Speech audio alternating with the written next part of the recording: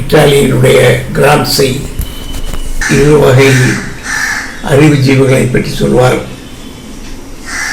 ஒரு வகை அறிவுஜீவி இருக்கின்ற அமைப்புகளோடு சமரசம் செய்து கொள்வார்.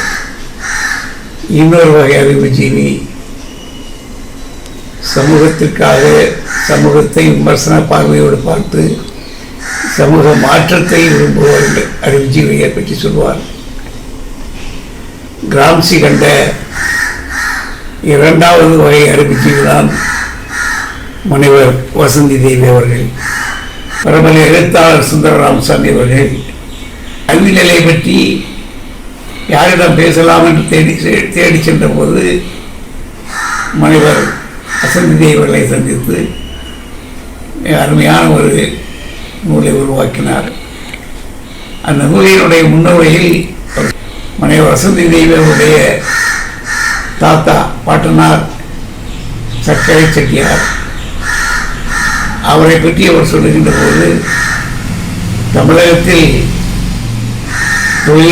அன்றைய தொழிலாளர்கள் மனித பிணங்களாக நடத்தப்பட்டு வருகின்ற போது அவர்களை விடுவிக்க போராடியவர் சர்க்கரை செட்டியார்.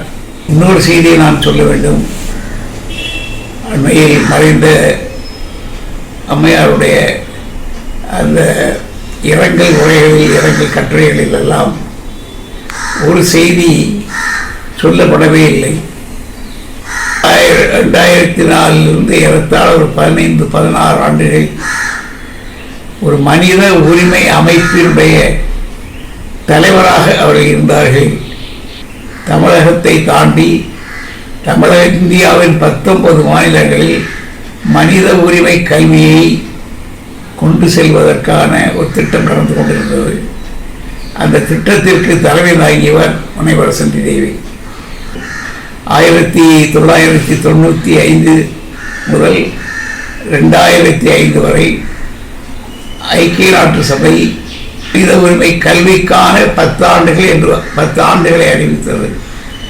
அந்த அறிவிப்பை தொடர்ந்து மக்கள் கண்காணிப்போம் மனித உரிமை கல்வியை தமிழக பள்ளிகளிலும் தமிழகத்தை தாண்டி இந்தியாவின் 19 மாநிலங்களிலும் கொண்டு செல்ல முயன்ற போது எங்களுக்கு கிடைத்த சரியான ஒரு தலைமை டாக்டர் முனைவர் வசந்தி தேவி அவர்கள். மனித உரிமைகளை பற்றி பேசுவார், மனித உரிமை கல்வியை பற்றி பேசுவார், கல்வியில் மனித உரிமைகளை பற்றி பேசுவார். இந்தியா முழுவதும் மனித உரிமை கல்விக்கான கூட்டங்களை நடத்துகின்ற போதெல்லாம் மிக ஆழமாக எங்களோடு இருந்து பயணித்தவர். மனித உரிமை கல்வியுடைய நோக்கம் கல்வி மூலம் மனித உரிமைகளை கலாச்சாரமாக வளர்த்தெடுப்பது, promotion of human rights through human rights education என்று சொல்வார்கள். அந்த வார்த்தை தான் அவர்களை தொட்டது.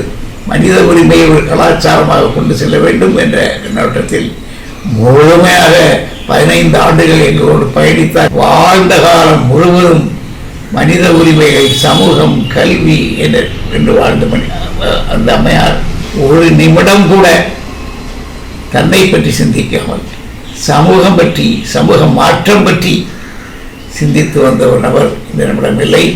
அவருடைய பணியை எப்படி தொடரப் போகிறோம் என்பது நம்முடைய சவால். நிச்சயமாக அவர்களெல்லாம் ஊக்கப்படுத்திய நாங்கள் இந்த பணிக்கு காரணமாக துணை நிற்போம் என்று உறுதி கூறி நன்றி.